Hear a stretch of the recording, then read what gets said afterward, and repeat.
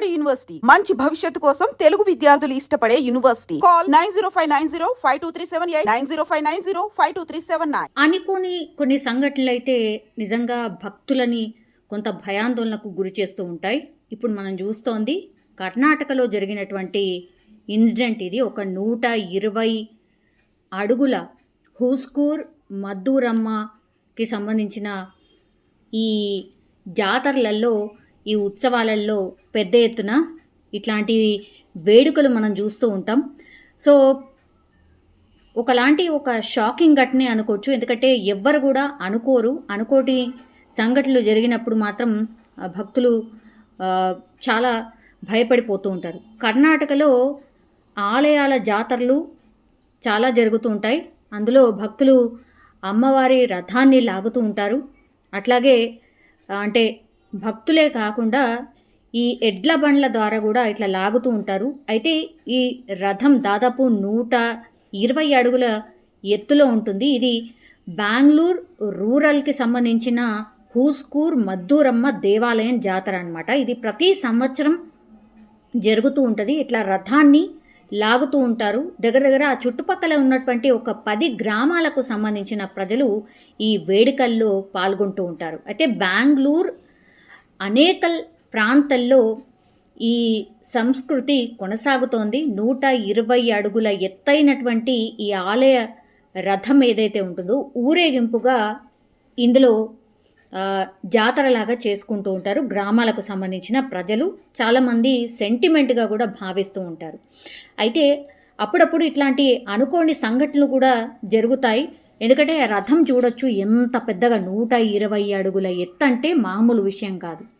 అయితే ఈ రథాన్ని లాగుతున్న సందర్భంలో బ్యాలెన్స్ కోల్పోయి ఇట్లా పూర్తిగా నేల మీద పడిపోయిన సందర్భం. దానిపైన ఆ రథానిపైన మనం చూడొచ్చు స్పష్టంగా చాలామంది కూర్చొని ఉన్నారు. ఆ కింది స్టెప్స్ వరకైతే కూర్చొని ఉన్నారు. సో మంచి అలంకరణ చేసి ఉంది. కంప్లీట్లీ ఆ రథాన్ని అందంగా అలంకరించారు. ఊరేగింపుగా తీసుకొని వెళ్తూ ఉన్నారు. ఈ గ్రామాలలో చుట్టుపక్కల తిప్పుతూ ఉంటారు. మనకు తెలుసు నిన్న పూర్తిగా ఈ బెంగళూరు పరిసర ప్రాంతాల్లో కుంభవృష్టి వర్షం పడింది. పూర్తిగా ఈ నేల మొత్తం తడిసిపోయి ఉందనుకుంటా.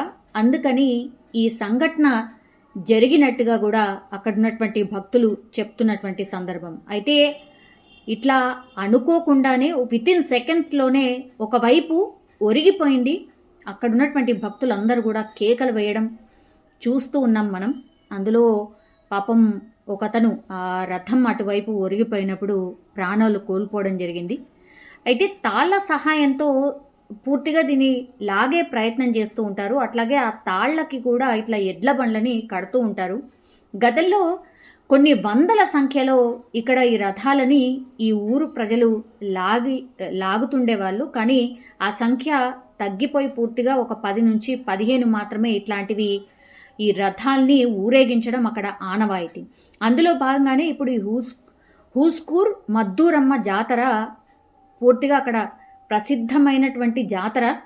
సో సెంటిమెంట్గా జరుగుతున్నటువంటి జాతరలో ఇట్లాంటి అపశృతులు జరగడంతో భక్తులైతే పాపం భయాందోళన చెందుతున్న పరిస్థితి. ఇది ఈ ఇయరే కాదు, లాస్ట్ ఇయర్ కూడా ఇట్లనే ఈ రథాన్ని లాగుతున్నటువంటి సందర్భంలో ఒక రథం పూర్తిగా ఒరిగిపోయింది.